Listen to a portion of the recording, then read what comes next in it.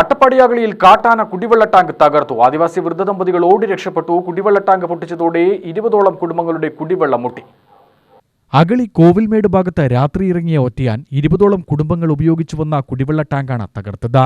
മരുതനും ഭാര്യ വടുകി എന്നീ ആദിവാസി ദമ്പതികൾ താമസിച്ചിരുന്ന വീടിന്റെ വാതിൽ വരെ എത്തിയ കാട്ടാന രാവിലെ വരെ വീടിന് പരിസരത്ത് തമ്പടിച്ചു. തലനാരിഴയ്ക്കാണ് ഇവർ ഓടി രക്ഷപ്പെട്ടത്. ആദ്യം പുതൂർ RRT സംഘം എത്തി തുരത്തിയെങ്കിലും അരമണിക്കൂർ കഴിഞ്ഞപ്പോൾ വീണ്ടും അതേ സ്ഥലത്തേക്ക് എത്തുകയായിരുന്നു ഒറ്റയാൻ. നൈറ്റ് பார்த்துட்டு ஆனை வந்து அதை கண்டு நாங்கள் அந்த நாய் ஒழிச்சதுமே நாங்கள் ஓடிட்டோம். ஓடினாமே எனக்கு முடியல, நாங்கள் கீழே போயிட்டோம். அதுதான் நான் சொல்ல முடியும். 2 டைம் வந்ததா? 2 டைம் வந்தது. இங்கே வந்து விட்டு போட்டு போனாலுமே 2வது டைம் வந்தது. அப்போ 2வது டைம் வந்து நாங்கள் பின்ன வரல, அப்படியே இவங்க விட்டு போயிட்டோம். அதாவது இப்போ டேங்கெல்லாம் உடைச்சிருச்சிங்க?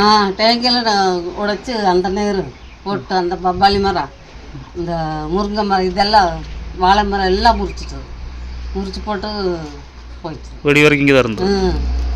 இங்கே தான் இருந்தது. UTV news Attappadi.